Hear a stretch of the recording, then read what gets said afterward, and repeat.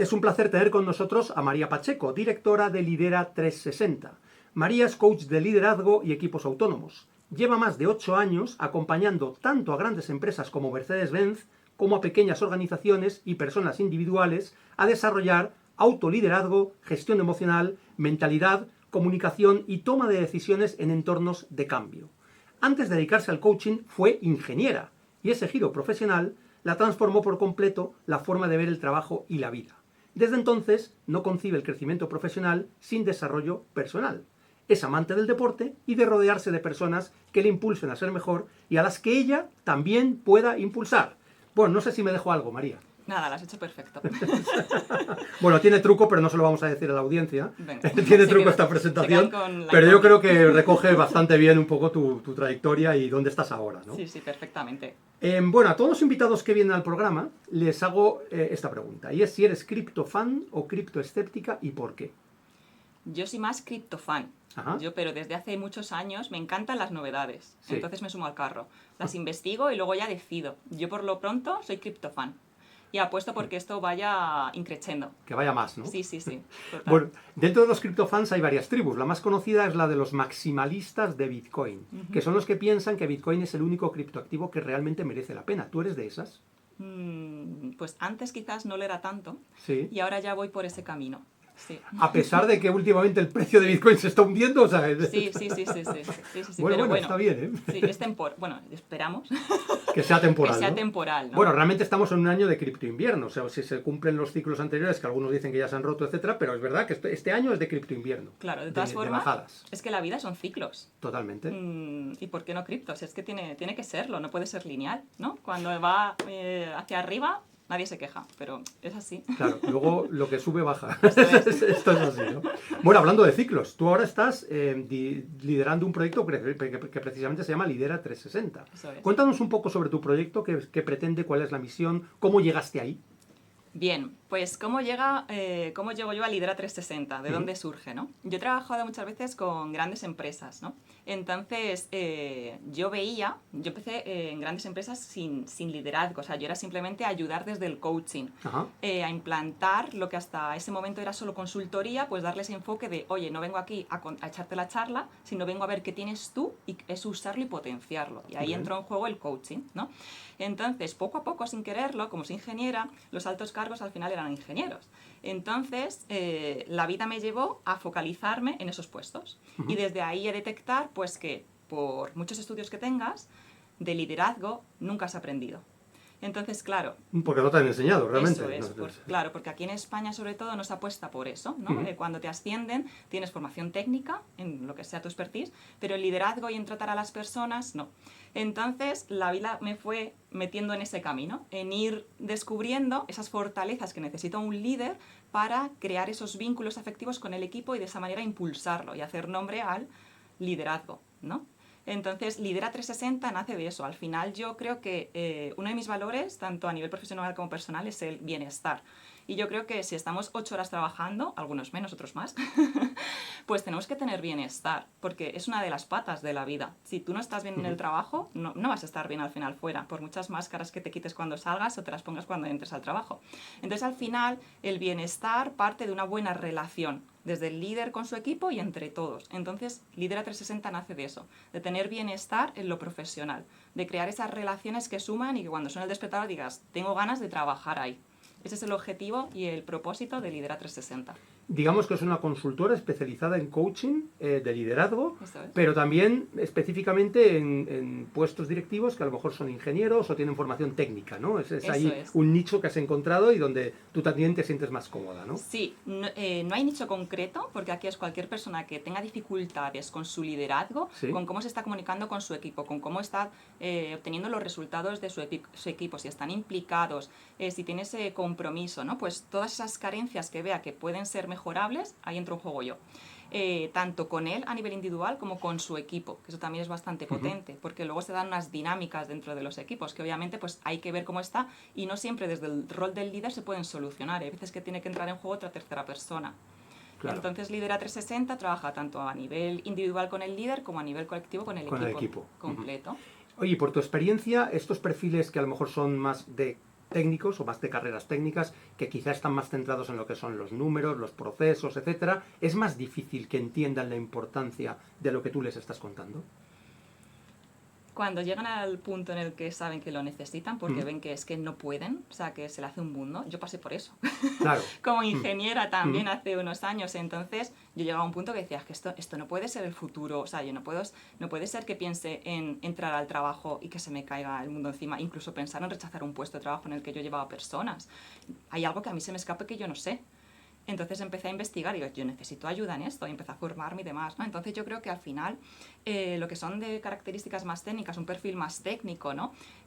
Pues se hace necesario desarrollar otro tipo de inteligencias como es la emocional y la social, que pues por perfil, no todo el mundo, ¿no? Pero generalizando un perfil técnico pues tiene menos de ese tipo de inteligencias. Entonces se me hace difícil y no, si la persona está en el punto, sabe que lo necesita para avanzar. Y porque reconoce que en este momento está teniendo un impedimento para estar bien. Yo te voy a contar un ejemplo que seguramente te va a sonar el caso y me cuentas qué diferencias puede haber en España. Vale. Una de las mejores amigas de mi hija es una investigadora reconocida mundialmente, ha salido en los periódicos y todo, está investigando en medicina técnicas contra el cáncer, la longevidad, bueno, es algo increíble. Y en su hospital le han puesto un presupuesto de 15 millones de dólares dirigido por ella para seguir sus investigaciones. Aunque es joven, es una estrella emergente. Algunas incluso la ponen como candidata al premio Nobel. O sea, estamos hablando de este nivel. Sí. Bueno, pues ella técnicamente es muy buena, medicina, pero nunca había liderado equipos. Claro, cuando le ponen ese presupuesto en sus manos, el primer problema que tiene es que ella realmente no es buena manejando. Ella lo sabe además, que no es buena manejando personas, pero le hacía falta hacer eso para su nuevo rol, por supuesto. Bueno, pues el propio hospital que le dio ese presupuesto, lo primero que hizo fue ponerle no uno, sino creo que 2 coaches, precisamente para trabajar en ese aspecto. Eso yo no lo he visto en empresas españolas. Y estamos hablando además de un hospital. Es verdad que es un hospital privado, pero de los importantes de Estados Unidos. Entonces, ¿por qué en Estados Unidos esto sí sucede y en cambio en España no sucede? Ya. Vamos, no te extraña lo que te estoy contando, ¿no? No, para nada. No, es mi batalla muchas veces. Sí, a ver, sí que es cierto que poco a poco esto está cambiando. Sí. Y algunas grandes empresas ya apuestan por la formación. Pero también es cierto que en cuanto hay un tipo de recorte económico, quitan la formación, el liderazgo. Pero es, por ejemplo, igual que ahora con la IA. O sea, ya se está metiendo formación en IA porque es que es necesaria. Una herramienta, claro, exactamente. Sí. Claro, como una nueva habilidad, ¿no? Sí, una nueva destreza. Entonces, por ejemplo, el otro día lo que me comentas es que no me sorprende para nada, pero también porque el coaching nació también por esa zona, más que por aquí. Entonces llegó unos 10 años después a España y llegó de cierta manera. Sí, de cierta manera que no ha favorecido precisamente... Claro. Entonces yo creo que vamos un poquito con un margen de diferencia. Entonces esto nos ayuda a aprender de ellos para ya venir aquí con las mejoras. Pero te doy toda la razón de que en España todavía eso no es lo habitual. Pero se empieza a ver poquito a poco. Por ejemplo, yo el otro día hablaba con un grupo que conocí en un evento de networking. En China también lo hacen por lo general. Lo hacen por defecto, por así decirlo, ¿no? La empresa ya es que te paga. Exacto, eso es. Esa formación. Pues tenemos que seguir impulsando. Bueno, tu proyecto realmente lo que persigue es eso, ¿no? Ese tipo de cosas, ¿no? Total. Para que realmente podáis ayudar a esos nuevos líderes, ¿no? Sí. Bueno, hablemos de proyectos de alta tecnología, puede ser en el mundo de la blockchain, startups. ¿En ese entorno es todavía más crítico esas habilidades de liderazgo o no? ¿O realmente es lo mismo? Total, y más que liderazgo también autoliderazgo. Ajá. Es decir, si el liderazgo es saber gestionar personas, inspirarlas y motivarlas, el autoliderazgo es eso mismo aplicado a mi persona. Claro, a uno mismo. Claro, saber gestionarme, saber inspirarme y saber motivarme. En esos entornos que has comentado tú es súper importante, porque la responsabilidad ya de las decisiones no está de puertas para afuera, está totalmente en mí, ¿no? Ya dejamos de ser algunas veces víctimas, somos totalmente responsables en esos entornos. Entonces, con más motivo hay que tener muy en mente el desarrollar la actitud del autoliderazgo porque es que es esencial, es clave. ¿Y qué sucede en esos entornos donde normalmente los equipos que los han promovido son gente muy joven, que a lo mejor no tienen mucha madurez, pero que a lo mejor han tenido éxito muy rápido, que están en un entorno en el cual todo va súper rápido y no son capaces a lo mejor de equilibrar, ¿no? De equilibrar su su genio técnico, por así decirlo, o el proyecto en el que estén involucrados, con el que se pueda crecer de una forma sana, ¿no? El proyecto, y muchos acaban fracasando precisamente por eso, ¿no? Sí. ¿Te has encontrado con esos ejemplos y cómo se puede evitar que suceda este tipo de catástrofes, ¿no? Con proyectos que podrían a lo mejor haber llegado mucho más lejos? Claro, yo creo que también eso parte de que no cualquiera, ¿no? Pero que es, bueno, tu función principal va a ser esta, pues ya está, se busca un perfil para esta función. Pero es que también tenemos que ver cuáles van a ser el resto de funciones y de ahí salen las skills, las habilidades que necesita una persona para desarrollar correctamente ese puesto. No es solo que sepa de blockchain, sino también es que sepa de toma de decisiones, de gestión emocional. Entonces son habilidades súper importantes que sin ellas te da igual al final el puesto en el que estés. O sea, yo creo que es muy importante aquí mirar qué tipo de habilidades en conjunto va a necesitar esa persona y encontrar un perfil que encaje con esas habilidades. Si no las tiene, formarse en ellas. Que son habilidades totalmente entrenables, claro. Entonces, hay gente que nace con un don, pero muchos dones se pueden desarrollar desde mi enfoque, desde mi experiencia. Yo creo la mayoría realmente, ¿no? Claro. Se pueden desarrollar y se pueden mejorar muchísimo, ¿no? Aunque sea el punto de partida peor, digamos, ¿no? Sí, sí, sí. Y aquí influye mucho la edad, es decir, de generaciones diferentes, o sea, el estilo de liderazgo es distinto, hay que formar a la gente de forma diferente, lo que funciona con unos no funciona con otros, o sea, ¿cuál es un poco lo que tú te encuentras? Sí. El coaching también nace de que no es echar un discurso, sino es adaptarlo a la persona totalmente y ver qué tiene esa persona para potenciarlo, mejorarlo e inspirar a que sea mejor, ¿no? Entonces, no hay generalizaciones, sino que es todo a medida, personalizado. Entonces, obviamente, depende de la persona, porque incluso dentro de la misma generación yo me he encontrado con personas que a nivel emocional están bastante desarrolladas. Ahora las nuevas generaciones parecen que vienen potentes en gestión emocional, cuando, por ejemplo, a nivel ya de, por ejemplo, mis abuelos a nivel emocional, pues hablar... Eran bastante torpes, digamos, claro, no hablaban de eso. No había cultura. O sea, la cultura que había era tapar las emociones, no hacerles caso. Entonces, claro, eso se ha ido arrastrando. Pero bueno, parece que las nuevas generaciones se han ido al otro bando y vienen cargadas, pero claro, no todas. Y luego también hay que contar que venimos con el cambio de jefe a líder, y eso se nota muchísimo. Se nota porque todavía hay empresas que están vinculadas a la tradicional descripción de jefe más que de líder. A golpe en la mesa, culturas de miedo en las que no se pueden hablar, no se puede opinar.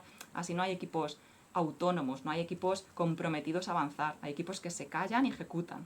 Entonces, claro, es un cambio de paradigma bastante importante, porque hay veces que es mejor empezar de cero que eliminar todo lo que haya para añadir la información correcta, o la que es, en ese momento es la que puede ser útil, ¿no? Que correcto y incorrecto es un poco... Claro. Que depende de la situación. Tú has tenido experiencia con empresas grandes y tradicionales tipo Mercedes-Benz, no digo que sea un ejemplo de lo que estamos hablando, pero es una empresa grande, y también con startups, ¿no? Total. Entonces es completamente distinto, porque es verdad que en una startup es más difícil que exista esos vicios, esas jerarquías, ese antiguo estilo de dirección, ¿no? Con lo cual ahí entiendo que es más fácil. Pero también te encuentras otros problemas, ¿no? De a lo mejor de encaje, ¿no? O de... Sí. Lo que suele pasar en empresas grandes, que yo por eso prefiero trabajar con pequeñas, es que las decisiones tardan meses y reuniones en pasar a la acción. Y cuando a lo mejor ya vas a pasar a la acción, dices tú, es que lo mismo ya no tiene sentido y hay que volver a analizar la situación para ver qué camino tomar. En una empresa más pequeña, en una startup, eso es más dinámico, más fluido. Entonces, se necesita algo, a lo mejor en 2 semanas se tiene, o incluso en menos, depende del tamaño de la startup, ¿no? Entonces, claro, eso es mucho más agile, ¿no? Lo que hablábamos antes, se necesita algo, se implementa, se prueba y ensayo-error, a ver qué se necesita para mejorar. En una empresa más grande, seguramente a lo mejor las decisiones no se tengan en cuenta con la persona que directamente está involucrada, ¿no? Eso es, y necesites escalarlo, pues a lo mejor dices escalones hacia arriba. Entonces, claro, se pierde esa fluidez y por lo tanto esos resultados. Yo te voy a poner un ejemplo que he vivido yo, y no sé si esto sigue existiendo en las empresas españolas, porque esto es de hace ya unos cuantos años, de un directivo en Indra, donde yo estuve 7 años, por supuesto no voy a decir el nombre, que él presumía, estaba en su mesa, en su despacho, y llevaba un reloj, y decía, no habré roto yo relojes en esta mesa, y empezaba a dar puñetazos contra la mesa, y claro, a base de puñetazos se acababan rompiendo los relojes. Digamos como emblemático del tipo de liderazgo que él ejercía, que era un liderazgo de gritos, ordeno y mando, aquí se hace lo que digo yo, y como yo soy el jefe, soy el único que puede tomar decisiones. ¿Esto sigue existiendo en empresas españolas? Sigue El del existiendo. romper los relojes. Que pues ya os digo, es una anécdota real, ¿eh? No, sí. Es bastante impresionante. Sí. Sigue existiendo, pero oculto.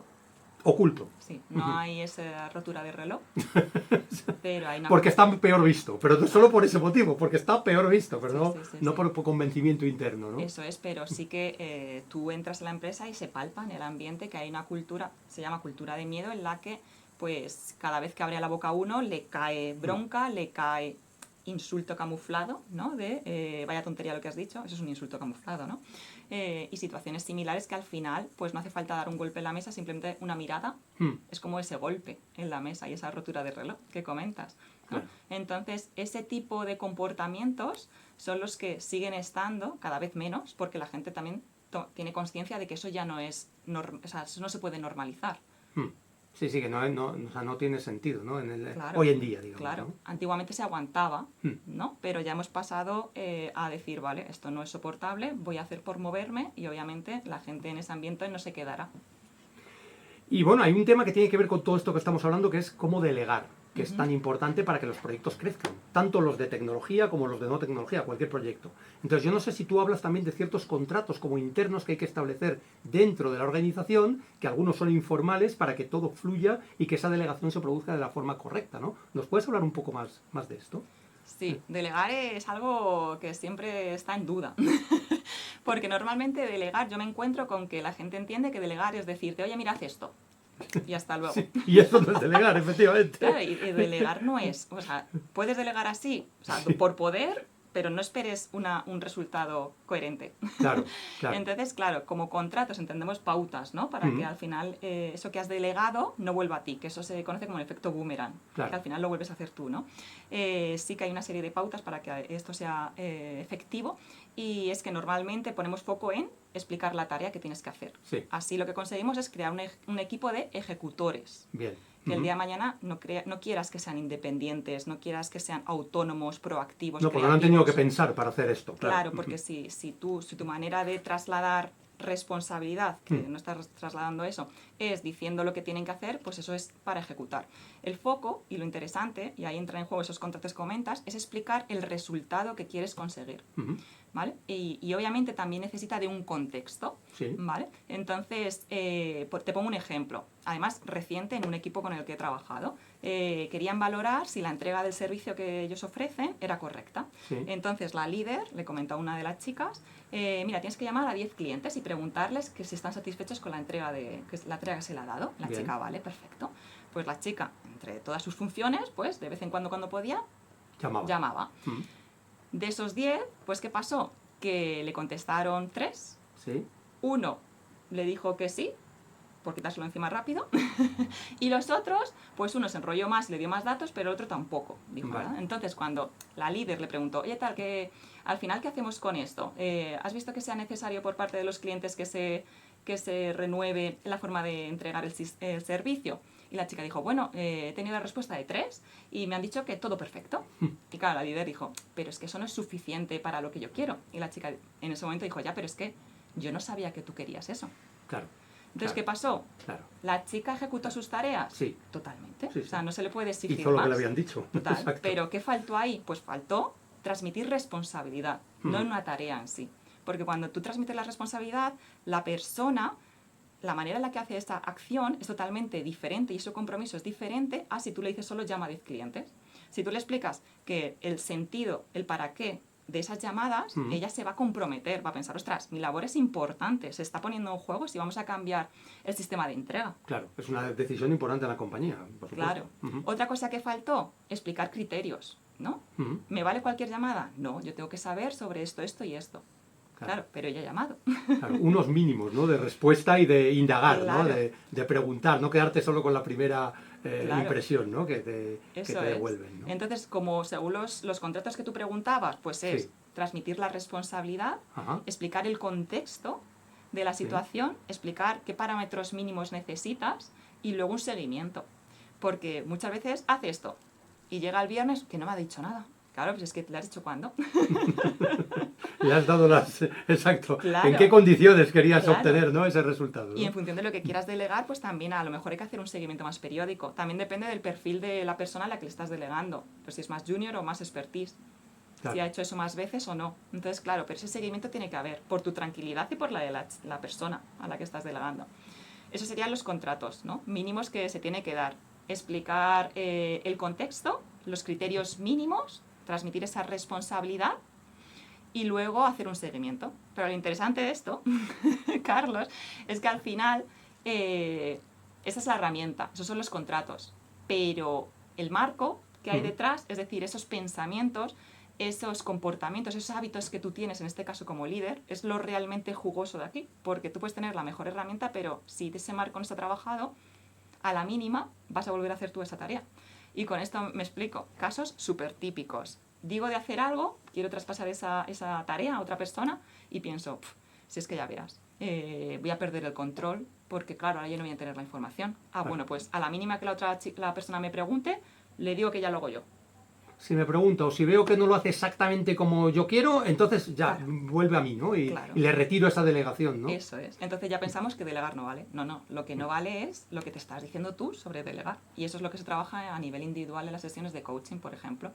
Ese marco que está detrás de cualquier herramienta, la de delegar o cualquier otra. La de comunicarte con autoridad, la de repartir roles, funciones y responsabilidades, cualquiera.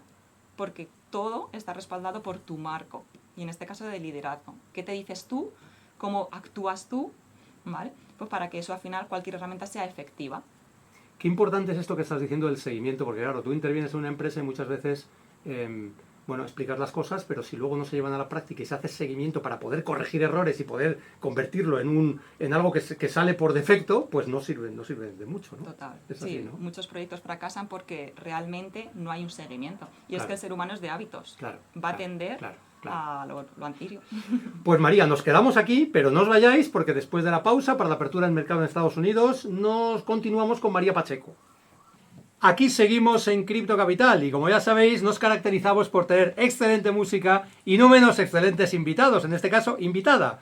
María Pacheco, con quien venimos hablando antes de la pausa, ella es directora de Lidera 360 y estamos hablando de liderazgo, de delegación, de autoconocimiento y desarrollo personal.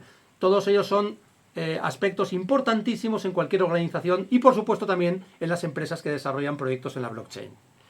Bueno, María, hablábamos de delegación justo antes de la pausa. Eso es. Pero, ¿qué pasa cuando, en los ecosistemas descentralizados, en las organizaciones descentralizadas, se habla de sistemas que no dependen de la confianza? ¿Por qué? Porque están en el código. El código es el que manda, digamos, ¿no? Entonces, ¿qué ocurre cuando hay procesos muy bien diseñados que funcionan, código que funciona, pero también hay confianza interpersonal y esta falla? Es decir, la del equipo humano falla. ¿Tú crees que un proyecto puede triunfar así? A pesar de que todos los procesos estén perfectamente diseñados y aquello a prueba de fallos. Mi enfoque y mi experiencia ¿Sí? me dice que la base, y yo creo que incluso hay estudios que esto lo demuestran, lo ¿no? apoyan, sí. Una de las bases de cualquier relación, o sea, de amistad, incluso fuera de lo laboral y también dentro, obviamente, una de las bases es la confianza. Ajá. Y ya me lo llevo a nivel personal. Si tú no tienes confianza en ti, vas a decir... No vas a conseguir gran cosa, efectivamente. Claro, entonces vas a decir, voy a intentar este proyecto. No, pero ¿dónde voy yo? ¿No? Entonces, la confianza yo creo que es básica, es base en cualquier relación laboral y no laboral. Entonces, ¿se puede conseguir grandes resultados sin confianza? Yo no voy a decir que no, pero habría que analizar y tener un acompañamiento importante para ver el motivo de por qué se ha perdido esa confianza. A lo mejor sí se puede recuperar.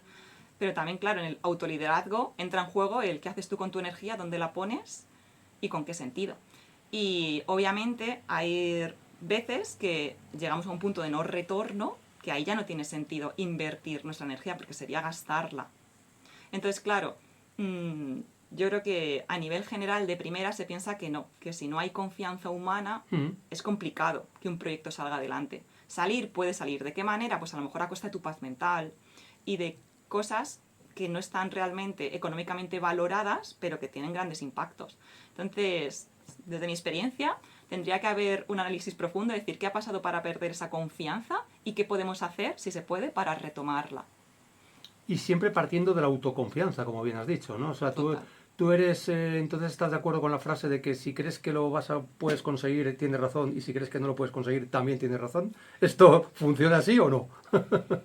En gran parte sí, porque tú a lo mejor puedes estar súper preparado para correr una maratón Sí. y a nivel mental hundirte en el minuto 1. Y esto pasa. Sí, A la cierto. inversa, pues, hombre, a lo mejor acabas la maratón sin haber estado preparado, pero ojo, cómo la terminas, ¿no? Entonces yo creo que tiene muchísimo peso pensar que sí puedes conseguir las cosas, pero que puedas conseguir todo lo que tú quieras y por ello te lo digas, pues a lo mejor no tanto. Igual te estás autoengañando ahí, ¿no? Claro, hay que Un ser poquito, también ¿no? realista, claro. Oye, María, vamos a hablar de incentivos. Sabes que los proyectos, sobre todo en la blockchain, y no solo en la blockchain, bueno, pues introducen incentivos, por ejemplo, tokens, airdrops, que son recompensas que se pagan a ciertos participantes del ecosistema, puntos, para alinear los comportamientos o para, bueno, incentivar ciertos comportamientos, ¿no? ¿Tú crees que estos incentivos son buenos, son malos, cuándo hay que usarlos, cuándo no? ¿Realmente los incentivos sirven para algo en un entorno humano en el cual hay que desarrollar esa confianza, esa productividad, esa eficiencia? Yo apuesto por los incentivos. Sí que es cierto que en cuanto pones sobre la mesa la palabra incentivo, se tiende a rechazar porque no, es que yo no quiero pagar. Ya, pero es que hay incentivos emocionales también, que siempre los olvidamos y muchas veces tienen mucho más peso. Claro, en el mundo cripto, Sí. de blockchain, a lo mejor es más difícil tener esos incentivos emocionales y entran en juego los económicos. Siempre y cuando, que también este es un error que se suele cometer, dar incentivos económicos cuando a lo mejor ese rol todavía no es fructífero para dar esos incentivos económicos. Y esto es un análisis que hay que hacer, porque, ojo, pues que hay veces que se dan y realmente no se está consiguiendo para darlo. Entonces yo creo que sí es un plus a la hora de tener a esas personas motivadas, que no me gusta utilizar la palabra motivar, pero bueno, para que nos entendamos. Sí. Y yo creo que suma al final el tener esos incentivos. Y yo recalco que si pueden ser emocionales en cuanto a reconocimiento, en cuanto a tener una comunicación fluida, tener empatía por las personas, pues mejor. Pero entiendo que en entorno de cripto es más complicado tener eso. De todas formas, ahora que estás comentando esto, yo recuerdo, bueno, yo he leído bastante sobre la historia del origen de Bitcoin, del origen de Ethereum, y en el origen había una serie de personas que trabajaban prácticamente sin ninguna recompensa económica solo porque creían que el proyecto iba a cambiar el mundo.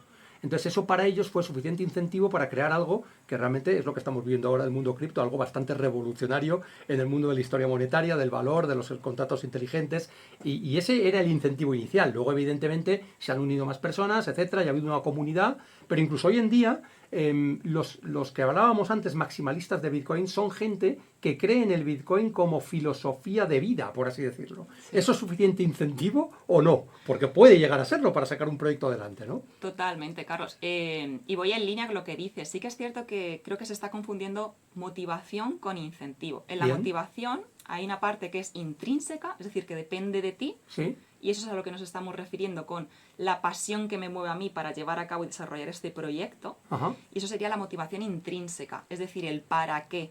El para qué yo estoy en este proyecto, en este desarrollo, en este empleo, en lo que sea, ¿no? Pues para sentirme más realizado, para tener ese sentimiento de pertenencia a algo más grande. Eso es la motivación intrínseca. Luego está la extrínseca, lo que viene de fuera. Y ahí entran en juego los incentivos. Claro, lo que estábamos hablando, ¿no? Claro. En esa motivación extrínseca entran en juego los incentivos. La motivación intrínseca es la más potente. Sí, es la que hablábamos de esos fundadores, claro, de Bitcoin o de Ethereum, etcétera, ¿no? Eso es, porque si desaparece la extrínseca, se sustenta sola esa. Entonces la otra es un buen complemento. Pero sí que es cierto que hay que saber conectar. Un buen líder sabe conectar con la motivación intrínseca de sus empleados. Y eso lo une junto con los objetivos que le puede ir proponiendo en su empresa. Entonces ahí es cuando ya el equipo se siente que esa empresa es suya, porque le está ayudando a desarrollarse hacia esos objetivos que a largo plazo es que le llena como persona. Claro, claro. Esto me lleva a pensar en nuevos tipos de organizaciones, como las DAO o organizaciones autónomas descentralizadas, donde no hay jefes y donde realmente las decisiones se toman por consenso en función del grado de participación que tú hayas demostrado tener en el proyecto, ya sea porque has aportado trabajo o porque, bueno, has aportado capital, por ejemplo, ¿no? ¿Tú crees que esas organizaciones pueden funcionar de la misma forma que funcionan el resto de empresas comunes y en cuanto a lo que tiene que ver con el liderazgo, cómo se construye un liderazgo ahí, cuando incluso algunas identidades pueden ser hasta anónimas, porque la gente no se identifica en ese entorno y están detrás de un seudónimo, de un avatar, ¿no? ¿Cómo gobiernas una organización así, ¿no? Sí, eso es potente, ¿eh? Porque según te estoy escuchando, digo, bueno, es que realmente muchas veces un empleado se pone una máscara en su trabajo y nadie sabe realmente quién es. Bueno, realmente yo creo que casi todos se ponen una máscara. Claro, entonces a nivel de identidad, ojo, porque tú conoces eso que hay ahí. Entonces, yo creo que aquí imprescindible tener una buena comunicación y tener claras las funciones y responsabilidades de cada uno y el compromiso de cada uno y que eso sea público cuando no hay jefe, porque al final, Claro. Si yo sé hasta dónde tienes que hacer tú, cuál es tu compromiso, y luego también vas haciendo públicos tus resultados, pues somos todos responsables de ese avance. Y no necesitamos ese jefe, ¿no? Claro, no un jefe tradicional, sino que es un liderazgo compartido, por así decirlo, Sí. ¿no? Y cada uno sabiendo cuál es su parcela y su responsabilidad, ¿no? Eso es. Y que hay un feedback continuo entre todos, entre toda esa comunidad, en este caso. Qué importante es eso, ¿no? La comunicación y que la gente se le puede decir las cosas que piensan a la cara, ¿no? Sin subterfugios y sin, Eso es. no sé, segundas estrategias, ¿no? Eso es. O terceros pensamientos, ¿no? Que a veces esto Eso es común, ¿no? Es lo que sucede. Totalmente. Se dice que la comunicación, la mala comunicación, está detrás del 90% de los problemas entre dos personas, como mínimo, 3, 4, 5. Entonces, una buena comunicación ahorra en gran parte eso, que los conflictos son inherentes al ser humano. Eso no se puede evitar, ¿no? Pero un conflicto bien gestionado une. ¿Cuántos ejemplos tenemos de haber tenido una discusión enorme con alguien y a partir de ahí haber creado una relación súper estrecha? Es verdad, y de confianza. Totalmente, ¿no? Así es. Entonces, el tema es cómo nos comunicamos y qué hacemos con los conflictos. Bueno, María, te voy a poner un reto. Imagínate que te contratan a tu empresa, a tu consultora, para hacer un diagnóstico de un equipo, de una startup que va a desarrollar un proyecto en la blockchain, y son pues una serie de personas. ¿Y qué señales buscarías para ver si realmente ese equipo puede llegar a tener éxito? Pues es un equipo que está funcionando correctamente, que está configurado de la forma adecuada, que el liderazgo que se ejerce es positivo. ¿Cuáles son las señales que buscarías? ¿Cómo podrías hacer ese diagnóstico? Pues yo me centraría también en la comunicación. Ajá. Lo primero miraría cada cuánto se comunican. Bien. Si solo se comunican cuando hay problemas o si tienen una Qué fluidez bueno. en la comunicación. Sí. No me refiero a, oye, el tiempo hace frío, no. Ya. Comunicación con objetivos. Una reunión cada X tiempo, con Ajá. cierta fluidez, para ver, pues, qué avances hay, cómo se han ido cumpliendo esas responsabilidades, ¿no? Desde la honestidad. Y luego, una vez que vea cada cuánto se reúnen, ya en una reunión, ver, por ejemplo, los silencios. Un silencio dice mucho, un silencio puede ser para pensar, pero otros silencios son para ocultar. Ya. Y eso se ve. Cuando hay miedo por hablar. O por miedo, exacto, por Claro, miedo, ¿no? claro. Entonces, eso también dice muchísimo, pero muchísimo. Porque no es lo mismo cuando está esa cultura del miedo de la que antes hablábamos a cuando hay una cultura de participación. Se nota, o sea, hay un respeto diferente, ¿no? Yo miraría mucho eso. Luego también, por ejemplo, cómo se toman las decisiones. Si es de digo y acato, Sí. o si es más participativo, aunque siempre la decisión final la tenga una persona. Ajá. Porque ahí también se dice mucho, ¿no? Porque si buscamos equipos más proactivos, más independientes, más resolutivos, obviamente se tienen que dar una serie de pautas y de libertad, ¿no? Con ciertos límites para que tenga lugar ese tipo de comportamientos, ¿no? Entonces yo miraría muchísimo, pondría foco en la comunicación. Y en esas reuniones, ¿en qué pasa? En cuando pedimos responsabilidades, si es más frases de, bueno, que lo haga fulanito que lo hace muy bien. O si la gente toma responsabilidad. Uh-huh. Si no está intentando echar la culpa al de al lado, ¿no? Al Eso departamento X, ¿no? Si hay más, claro, si hay más víctimas que responsables, que eso también se suele dar mucho. Bien, ajá. En cómo se solucionan los problemas, también, si se ocultan o no, que muchas veces se ocultan. ¿Y esto bastaría, por ejemplo, con asistir a una reunión más o menos larga o haría falta más interacciones con el equipo para ver realmente lo que está sucediendo? ¿O solo con una reunión ya tú puedes ver lo más importante que está sucediendo ahí? Si es presencial... Sí, presencial, por ejemplo. Sí. Si es presencial, cuando entras en un lugar se palpa. Se ve en el ambiente, ¿no? Se palpa en el ambiente. O sea, las emociones son energía, yo apuesto por eso. Y es que se nota muchísimo la tensión que hay o no. Por lo general, yo he trabajado mucho en una reunión general y luego una reunión 1 a 1. Uh-huh. Porque una reunión general podemos estar todos muy bien y en la 1 a 1 pueden saltar Chispas. chispas. O cosas que estaban ocultas, ¿no? Totalmente. En la superficie. Y hay muchas veces que sorprenden, ¿eh? Las situaciones. Sí, Curioso. sí. Bueno, estamos hablando de proyectos donde normalmente la velocidad de llegada al mercado es crítica. Esto también pasa en el mundo tradicional, ¿eh? Pero en la blockchain todavía más, porque es que un mes en este mundo es como 1 año o 2 años en otros sectores o en otras industrias, ¿no? Sí. Entonces, ¿qué ocurre? Que hay mucha presión por actuar ya, por actuar rápido, por no perder el tren. Entonces, en esas situaciones es cuando realmente sale el auténtico carácter de las personas. Entonces, ¿qué sucede cuando alguien a lo mejor está ejerciendo un liderazgo sano, pero en una situación de estrés, de crisis, de hay que decidir ya, sale el auténtico líder malo, en este caso, que lleva dentro? ¿Qué pasa? ¿Y puede cargarse de un plumazo toda la confianza que se había construido en un cierto periodo de tiempo? Totalmente. Sí, más si eso se repite. O sea, en momentos de estrés que en esos entornos se dan con frecuencia. Claro, eso pasa a lo mejor todos los días o todas las Sí, semanas. Sí, sí, sí. Ahí me llegan muchos líderes que pasan por eso. En plan de, yo sé que mi perfil del DISC, que el DISC es un test que te analiza 4 tipos de personalidades, Sí. yo sé que tengo un perfil X, pero es que no me identifico con cómo estoy reaccionando últimamente por el estrés que llevo encima. Claro. Y al final eso a la persona le hace sentir mal en el fondo. Entonces, claro, eso se va sumando y se siente mal consigo misma, pues nivel de autoestima menor. Entonces, claro, cada vez tiene como menos fuerza para ejercer ese liderazgo que realmente le llena. Y lo que comentas es súper potente porque volvemos a qué está pasando dentro de mí, que yo puedo Sí. tener la mejor herramienta de comunicación, de liderar, pero yo dentro de mí estoy en descontrol total. Claro. Ahí entra en juego el autoliderazgo, esa gestión emocional que está pasando en ti. O sea, ¿estás haciendo caso, estás siendo marioneta de ese estrés? ¿O lo estás detectando a tiempo, reeducándolo, ¿no? Dirigiéndolo y haciéndote responsable de la situación que hay para llegar a un resultado más fructífero? Por eso es tan importante lo que decías antes del autoconocimiento y el autocontrol y Total. el liderarse a uno mismo, ¿no? Yo creo que empiezas, siempre entiendo que los proyectos empezáis por ahí, o sea, primero individualmente que cada uno sepa madurar y autoliderarse a sí mismo y luego pasar a liderar los equipos, ¿no? Porque es la clave, ¿no? Es la base de todo lo que se hace, ¿no? Sí. En este campo, ¿no? Y de hecho se llama Lidera 360 porque entramos todos, no claro, solo el claro. líder. Claro, es cierto. O sea, en el líder, o sea, en todo se desarrolla ese autoliderazgo. Claro. Qué bueno. Sí. María, ¿hay alguna métrica que nos permita medir esto? Bueno, tú eres ingeniera, en el mundo del coaching parece que es un mundo como más de habilidades blandas y por lo tanto las métricas son más complicadas, pero ¿hay alguna métrica o algunas métricas que nos permitan medir la salud en cuanto a estilo de dirección, de liderazgo de un equipo, en cuanto a autoconocimiento? ¿Qué métricas puede hay? ¿O qué herramientas utilizas para realmente poder comparar unos con otros y poder saber el punto de partida y mejorar? Sí, es muy difícil medir esto, porque claro, y más al ritmo vertiginoso que vivimos, o sea, Claro. no es difícil aislar algo para medirlo.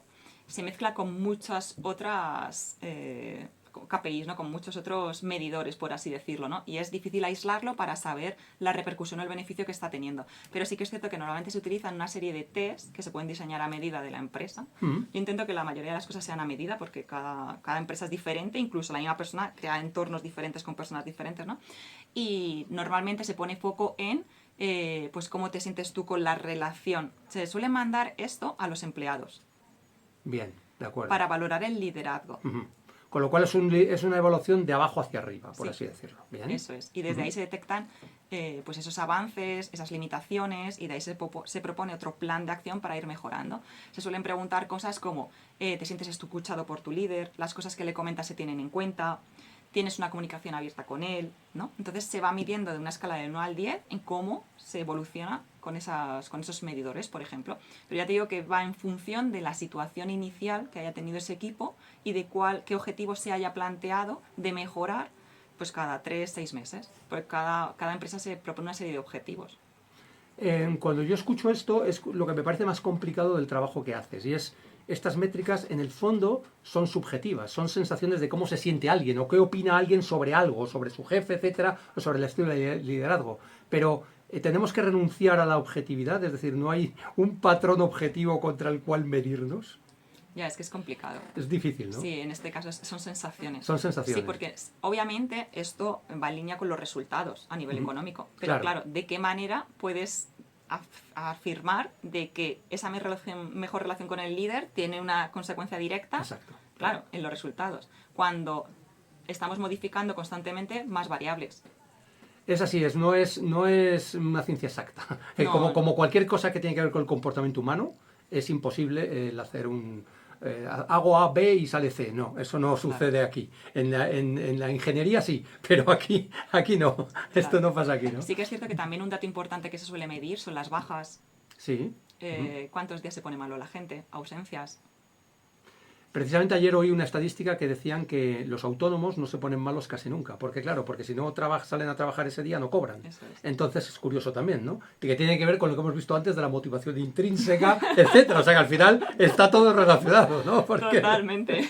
Están motivadísimos. Bueno, y eso, en estos entornos que estamos hablando, que los empleados o las personas que trabajan suelen ser dueños en parte del propio proyecto, porque bien tienen acciones o tienen, bueno, participación, lo que sea, ocurre que es más fácil el gestionar esto, porque se sienten como más dueños del resultado y del proyecto. ¿Eso lo has podido validar tú? Sí, sí, sí. Los resultados en empresas pequeñas y más con autónomos son mucho más rápidos y directos. O sea, el presupuesto sale directamente de su bolsillo, son realmente ellos quienes te llaman porque saben el problema que tienen. Claro. Cuando vas a una empresa súper grande, 3 quieren estar, otros 3 no. Otro es con la que yo tengo aquí ahora liada para contrato de trabajo, ¿no? Entonces la acogida es diferente. Cuanto más pequeño sea el proyecto, yo creo que más rápido evolucionan.